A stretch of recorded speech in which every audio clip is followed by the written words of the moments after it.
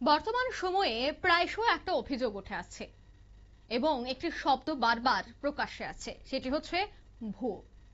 কোথাও দেখা যাচ্ছে ভুয়ো চিকিৎসক সেজে বিদ্যালয়ে প্রবেশ করা, কোথাও দেখা যাচ্ছে ভুয়ো চিকিৎসক সেজে হাসপাতালে চলে যাওয়া, আবার কোথাও দেখা যাচ্ছে যে ভুয়ো শিক্ষক সেজে বিদ্যালয়ে প্রবেশ করা এবং ভুয়ো সাংবাদিক সেজে বিভিন্ন অফিসে গিয়ে দাপট দেখানো।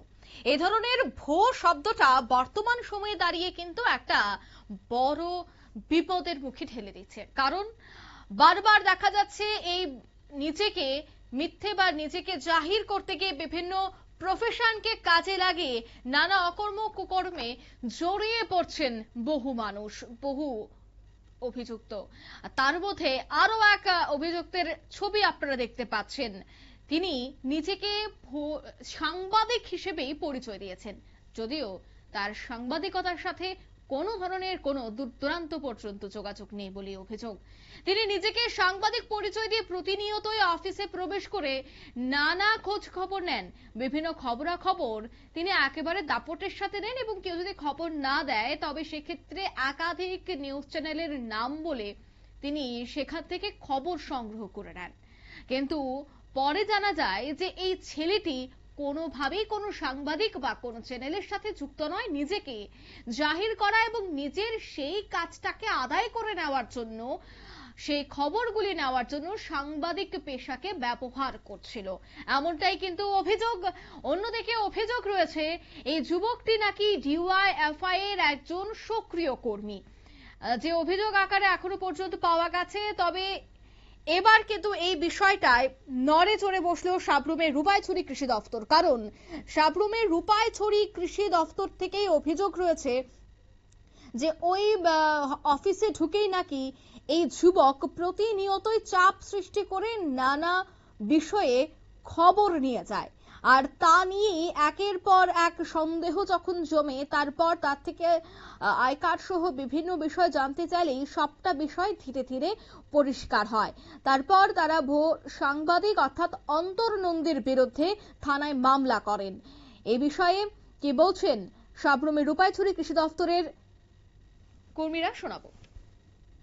আমি পোস্টে না, আমি এখানে রূপাইছড়ি এগ্রি সাব ডিভিশনের স্ট্যান্ডিং কমিটি চেয়ারম্যান। এটা রূপাইছড়ি এগ্রি সাব ডিভিশন। আজকে আমি খবর পাইছি এখানে অন্তর নন্দী নামে রূপাইছড়ি, উনি আমাদের এই অফিসে অনেকবার আমাদেরকে অফিসাররা বলেন উনি সাংবাদিক ভুয়ো নামে একটা পরিচয় দিয়ে অনেক সময় নবীনের সাংবাদিক, নবীন ত্রিপুরার সাংবাদিক, অনেক সময় হেডলাইন্স ত্রিপুরার সাংবাদিক, বিভিন্ন নাম দিয়ে অনেক সময় অফিসে আছে কর্মচারীদের হুমকি টুমকি এসবগুলো দিতে আছে আমি শুনেছি। কিন্তু অ্যাকচুয়ালি ধন্যবাদ আপনাদেরকেও, আপনারা প্রকৃত, আপনারা প্রেস, আপনাদেরকে ডাকার উদ্দেশ্য হইল এটাই যে উনি, আমি শুনেছি উনি একজন ডিওয়াইএফ এর কর্মী, সিপিএম এর।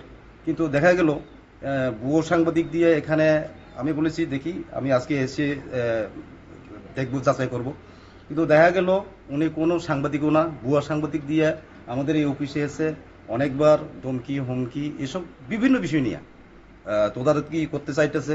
কিছুদিন আগেও এইভাবে এসে অনেকবার হইতেছে এখানে।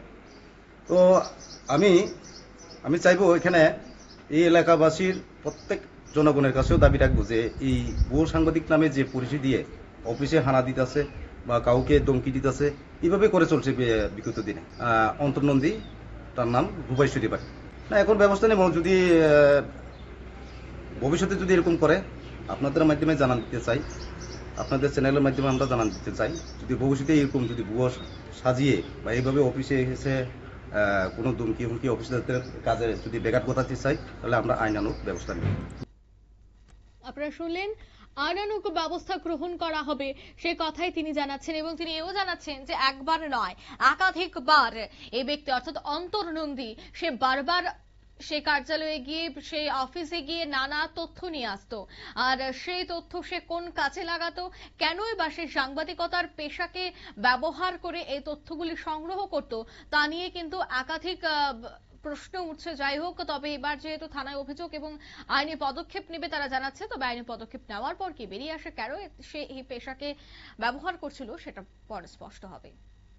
নিয়ে নিচ্ছি ছোট্ট একটি বিজ্ঞাপন বিরতি, সঙ্গে থাকুন।